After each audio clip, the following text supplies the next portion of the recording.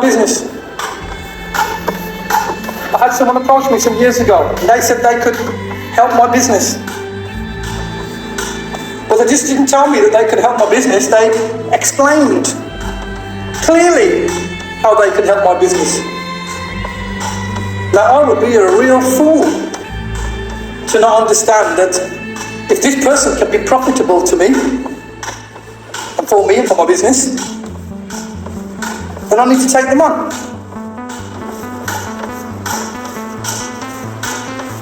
So the question is, what can you do for me? Because that's how employers think. What can you do for me is what the employers think. And how can I utilise your set of skills, if you have any, in my business to support growth and productivity? That's the big question. How can you help me? Sometimes you'll give somebody an idea and they'll just take your idea. That's happened in the past.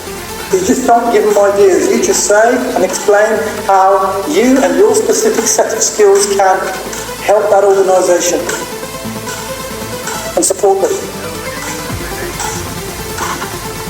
You might be able to help an organisation with their marketing skills. You might be able to help them reach out to more customers, get more sales. What can you do? What skills do you have?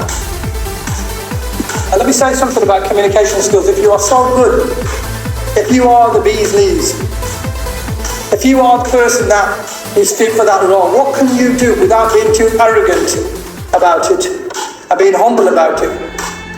Because some people will turn up and they'll be all shy. I've seen them on interviews. I had a grown woman years ago on a course of mine, a social worker, that burst into tears when we did interviews. Some people struggle with interviews.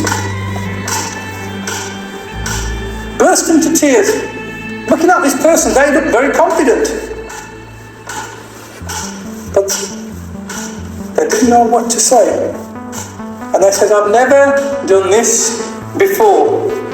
Well, welcome to the new world of challenges, even though you've got the qualifications. Because the employer will say or think to themselves, will this person fit into my team? Will this person fit into my team so I can employ them? And will they promote the general morale as a team worker? If they're team activities. Think about how you are going to help your potential employer. You cannot be the farmer that goes to the ground in the field and the ground speaks to you and says, who is this fool that brings me his need and yet has no seed? I'll say that again. The ground will say to you, the employer will say to you, who is this fool that brings me his need, yet has no seed? What have you got to offer? What do you want to do? Because progression is constant and never ending. I remember years ago, I went to an interview and I sat in front of the couple of managing directors and I said to them, he says, do you have any questions, Mr. Chopra? I said, yes, I do. And I said, what's the potential progression I can obtain from joining up with your organisation? Do you have any progression routes? And they all looked at each other, a bit confused, a bit shocked with that question. I realised very quickly that there was no progression routes and I wasn't desperate for that role. So, when you attend interviews, attend as many as you can and learn from them, write down what's going on, reflect on them. Ask them the right questions. I said, be careful that you don't walk into something dead end. and then the company goes bust and you have no other skills. So have a long-term pathway to get you to what you really want to do. I'll be honest with you, I'm out in Thailand. I've been talking to 1 or 2 people that work here.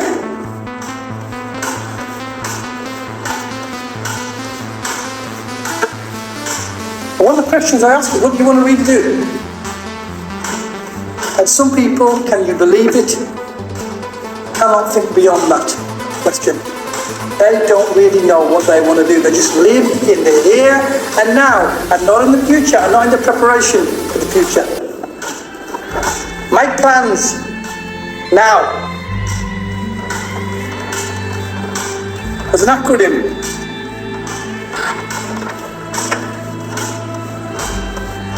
You fail to prepare.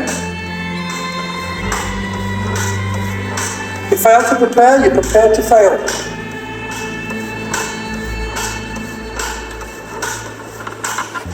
Planning and preparation prevents poor performance. Think about the 3 questions that I asked in the other video, which are: